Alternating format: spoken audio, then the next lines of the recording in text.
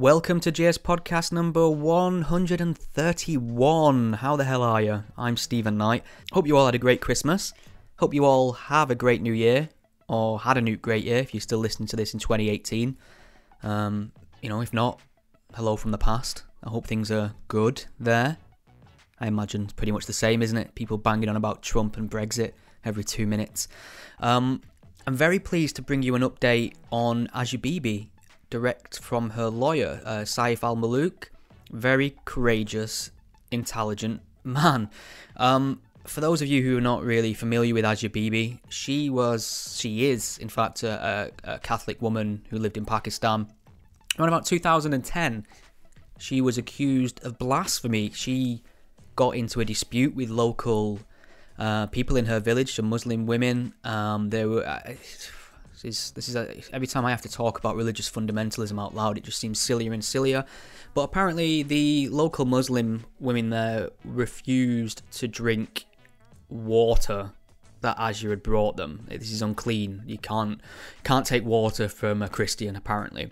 And this led to a bit of a dispute, and she was accused of defaming Islam's prophet Muhammad.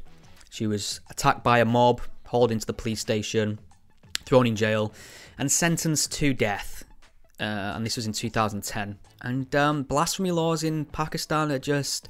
sounds insane, because it is insane. I mean, I have to say, it's not on my holiday list anytime soon, but if just having blasphemy laws wasn't bad enough to the point where you can be arrested and put on death row for it, if the state doesn't get you, it's likely that a mob will.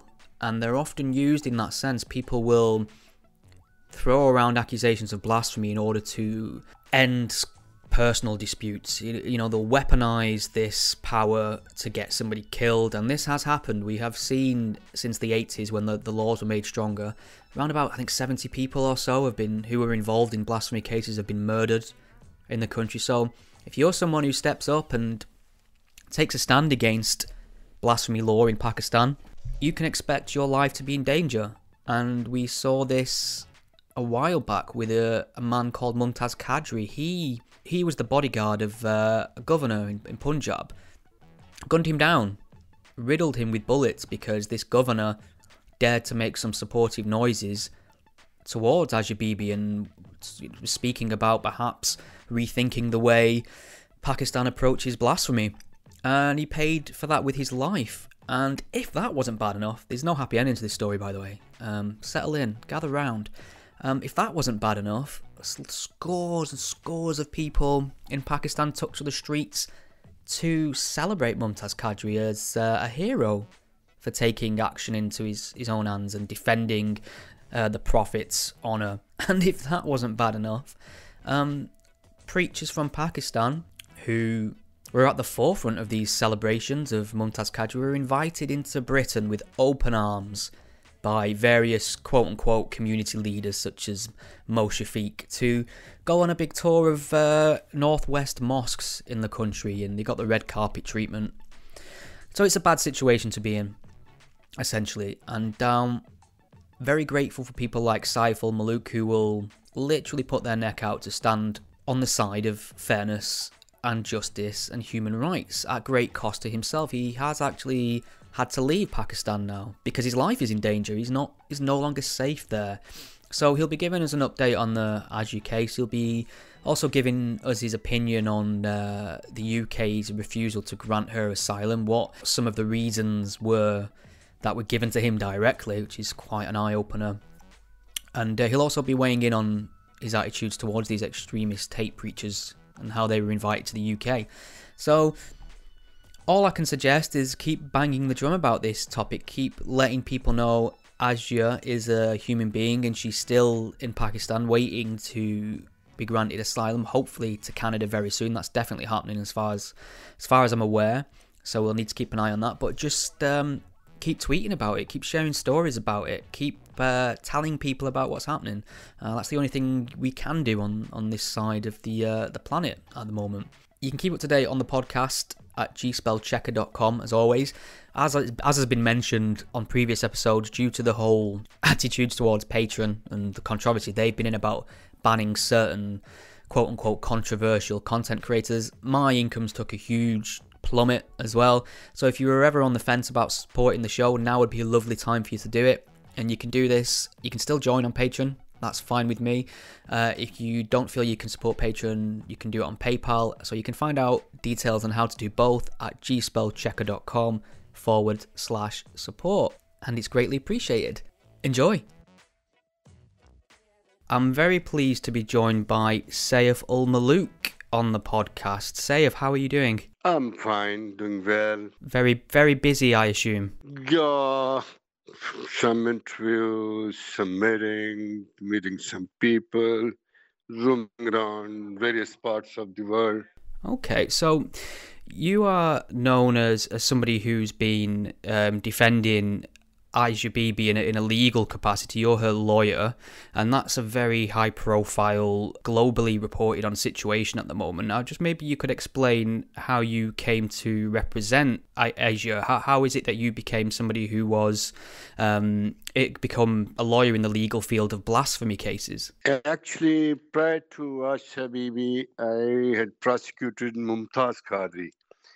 He was a police guard of the late Governor Sulman Taseer, who was killed by the police guard on the allegation that the governor tried to help Asia Bibi when he visited prison to meet Asia Bibi.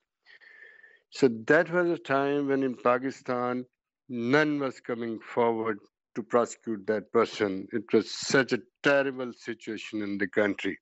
Mullah was so strong at that very moment. So this was in 2012. And since then, I was living under the police protection. And when Asia lost her case in the first court, and then she lost her court in the case in the appeal, Lahore High Court, and then she had lost all the hopes for her life. So at that very moment, the Minister for the Minorities and Human Rights, Punjab, came to me and he said, "Sir, you can help her only." So these were the circumstances.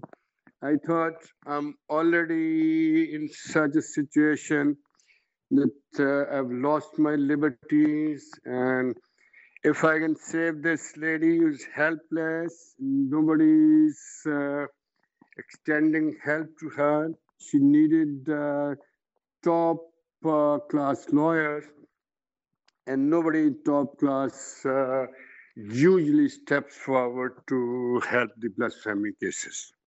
So this is how I entered for. Sure. And one of the reasons that it's difficult for people accused of blasphemy to get a quote-unquote top-class representation, like you've said, is the attitude towards blasphemy in Pakistan in terms of vigilante justice. I think it's been reported that 70 people have been killed by lynch mobs since the 1980s. That includes defendants and lawyers, and this comes at great personal risk to yourself, doesn't it? Yeah, of course I took on the risk, that's correct. And I believe actually you've had to leave Pakistan because of that, and that can't be a particularly pleasant thing to have to endure. I think soon on 31st of October, when the Supreme Court of Pakistan accepted our appeal, the whole country was blocked for 3 days. And I was asked by my friends in United Nations at Islamabad and the European ambassadors. They took me with them, and I was lodged in the diplomatic enclave. And on the third day, I was boarded up. And everybody was of the view that I cannot survive, at least for the present, in this country. Because they thought, firstly, I got hanged the Mumtaz Qadri, who is the heroes of the Muslim. And secondly, I got out the Asia Bibi, who had been hanged, and the Muslim thinks that she is the blasphemous. So in these circumstances, I have to leave my country. Yeah. Well, maybe you could explain a little bit about blasphemy law in general in Pakistan. What is the blasphemy law there, and how easy is it to fall afoul of it? Blasphemy laws earlier they were made by the British government in the combined subcontinent India. But they were little lighter. It was maximum punishable by 10 years then. And then when the martial administrator General Ziaul Haq took over the government from Zulfikar Ali Bhutto, the elected prime minister, so he, in order to get support, he got these religious cleric around him. And to please them, first what he did was that he announced this, added this 295B Pakistan Penal Code, which meant defiling of the Holy Quran. And the punishment was life imprisonment. Then in 1985, he added another section in the Pakistan Penal Code named the 295C, which means anybody who used any derogation in respect of Muslims, Prophet Muhammad, he shall be punished by death. So soon thereafter, the people started filing false cases because the punishment was so heavy to settle their personal property score, to settle their personal enmity scores. And because prior to this 1980 and 1985, when both these provisions were not in the penal code, the registration of cases were very, very rare. It only jumped after the inclusion of these two provisions in the Pakistan Penal Code. So, if anybody is alleged that he has uttered anything in respect of the Muhammad, the Muslim's prophet, then he cannot survive in the country. Even the Asia Bibi, now who has been declared by the highest constitutional court that the allegation against her were false, but still in the whole country, the demonstration and the speeches on television, radio, and press that will kill the Asia Bibi, in spite of the fact that the Supreme Court has declared that the allegations are false. So this is a normal trend of people in Pakistan. Okay, so the allegations have been confirmed as false. Asia Bibi has been acquitted.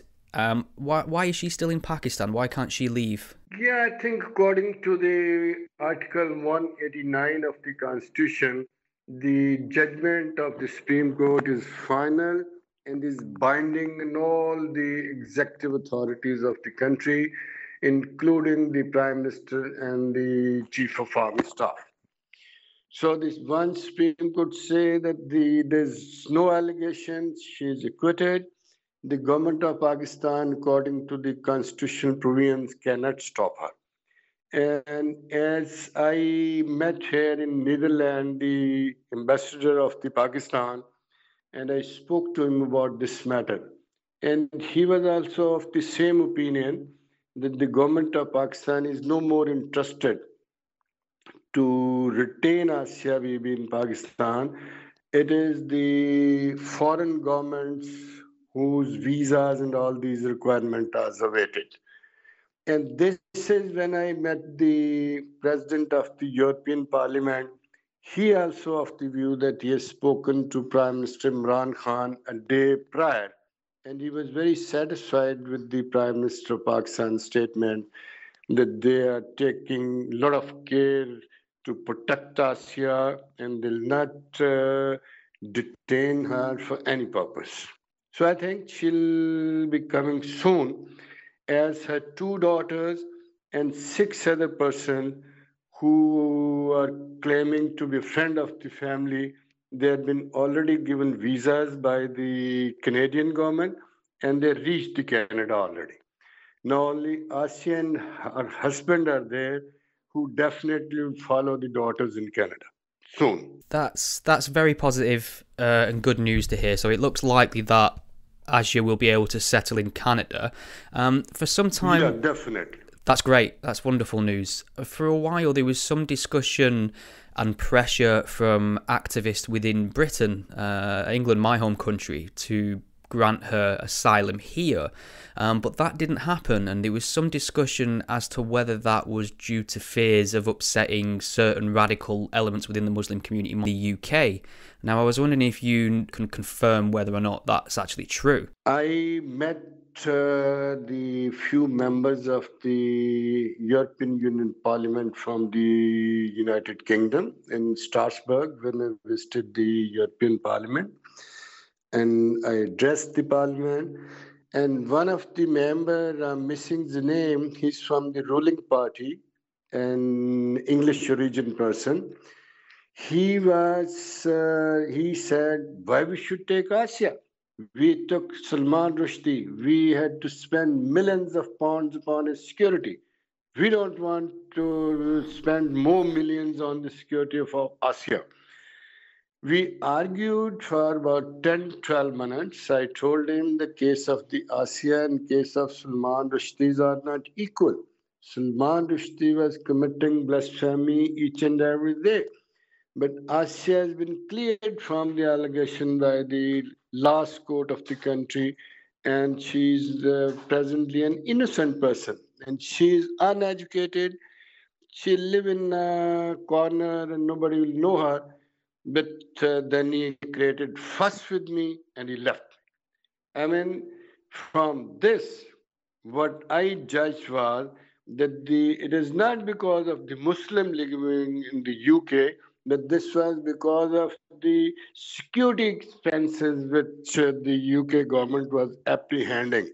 Sure, but surely the security precautions are only put in place because there's a fear that Muslims may react in a way that's violent towards Asia Bibi. I mean, in terms of the Salman Rushdie case, there was large Muslim marches and acts of violence within the UK in response to that. So would you say it is primarily a fear of what the radical elements within the Muslim community might do in reaction? I don't think the Muslims would do in UK like this, number one. Number two, if the government like United Kingdom, who believes on the rules of law, who are the kings of democracies, who talks for the human rights, if they have to postpone a decision to take Asia Bibi on the ground that some section of the public would make demonstration, then what is the difference between the Pakistan government and the United Kingdom government? In Pakistan, when Mullah says we'll make demonstration, they say we'll not repeal these laws. When they may threaten demonstration, they change their program. If the UK government has to behave in the same fashion, I would say it is very, very unfortunate that from such a government, which have been once upon a time ruling the world, one can't imagine and expect such an attitude. They should make the decision on merits of the thing. Yeah, I agree. It's a failure in principles, and I really share. In principle. Yeah, I share your disappointment on this. Something else that's also very disappointing, and you mentioned Mumtaz Qadri earlier. There are a lot of preachers, we call them hate preachers in the UK, that come from Pakistan and support Mumtaz Qadri and get welcomed into a number of UK mosques. Some of them in my home city of Manchester, in fact. And I was wondering how you feel about mosques in the UK inviting preachers from Pakistan who endorse blasphemy and who celebrate Mumtaz Qadri. I think I have a plan to work against all this attitude in Europe, and to make a moment that all those persons who comes in Europe from the other countries and make hate speeches, before giving them the mic, they must go through a certain kind of education in the respective country for a long, where it must be taught the inter-religious dialogues, then the human rights of the United Nations, and everything. Then it should be given the mic. Nobody should be allowed, even Muslim or whosoever is, that it just come, gets a mic, and start talking against and disrupt the civil society of these countries. And I'm going to start a moment about this, I tell you. I have in my mind. So you would be a sort of an advocate of stronger checks on people coming in to preach? Exactly, this should be very, very tough stance of the government.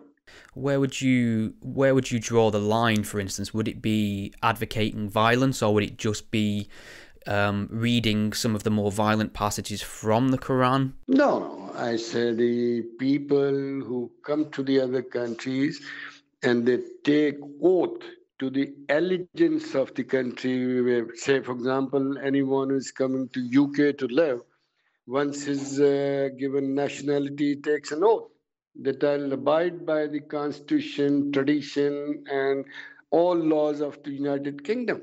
And once they go and violate that oath, they lose their right of nationality. And government should be very, very tough on that. Anybody is violating their oath of the citizenship, they should be thrown out of the country, so that the people in future must know there's a strong consequence waiting if to do something like that. Yeah, I mean, I agree we are, as a nation, probably too soft on people of an extremist bent from the Islamic angle. But I mean, how is this compatible with freedom of expression? Freedom of expression is a very important principle in the UK, and some people would argue that people should have the right to say whatever they want, however hateful it is, and that we respond to that not with bans, but with further speech, better speech. Yeah, of course. I mean, speech doesn't mean that you should abuse to the constitution, you should abuse to the values, and say the government, the Supreme Court of Pakistan judged that man Mumtaz Qadri as a terrorist through their judgment, which has attained finality. And if the Supreme Court said he's a terrorist, and the people who are saying he's a saint, then I think the judgment of the Supreme Court of Pakistan has to be prevailed, not the speeches of this mullah cleric. Okay, so you're no longer in Pakistan. You've had to leave for security reasons. Asia Bibi is still in Pakistan, waiting hopefully to get to Canada soon. When was the last time you saw her, and how was she? I saw her last time. I argued her case on 8th of October before the Supreme Court when judgment was reserved. Then I traveled to Multan, the woman prison where she was detained, and I met her there for about 3 hours. And she was quite healthy, strong in spirits, and she was quite sure and certain that Supreme Court will accept her appeal and she'll be free one day. So she was in very high spirits and very good health, as I witnessed. That's good to hear. So high spirits, good health. So how has her treatment in prison been in general then, and not as bad as people feared then? I had visited prison a number of occasions. Once, about 3 years back, whole the world media was saying that she has caught very, very serious sicknesses and she died soon. I was called by some of my American friends I should personally visit the prison and verify. I went to prison and I was surprised when the superintendent of prison asked Asia, that Asia, when you got the medicine for headache or for fever? And I was told that for last 3 years, she even didn't have a fever or a headache. And she was never sick. So these are all those NGO who wants to make money in the name of Asia, that she is sick, give us money. Although the one who is in the death row in the prison, no money from the outside can be spent on it. It is the government who will take to the doctor. There is a hospital in the prison. If they need specialists, then they'll take to the government hospital. But people had been minting money in the name of Asia. Right. Okay. So people spreading misinformation in order to profit from it. Disinformation. Okay.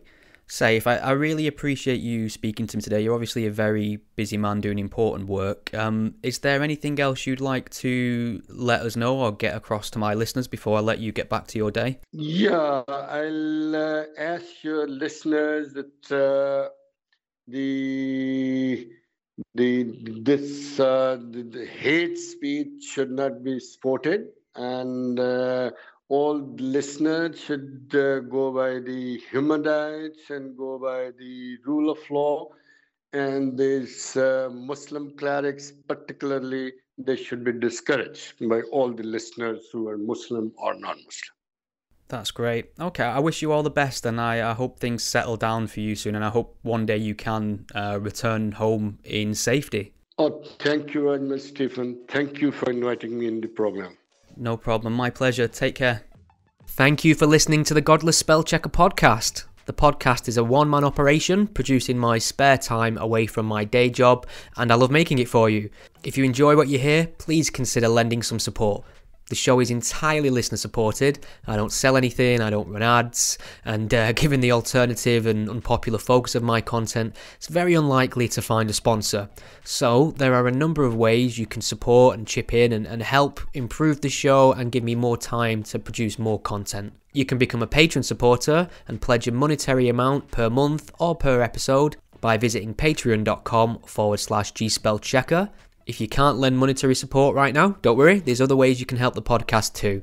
You can share it on your various social media networks, or take a moment to leave a review wherever you listen to it. Your support is massively appreciated. Thank you.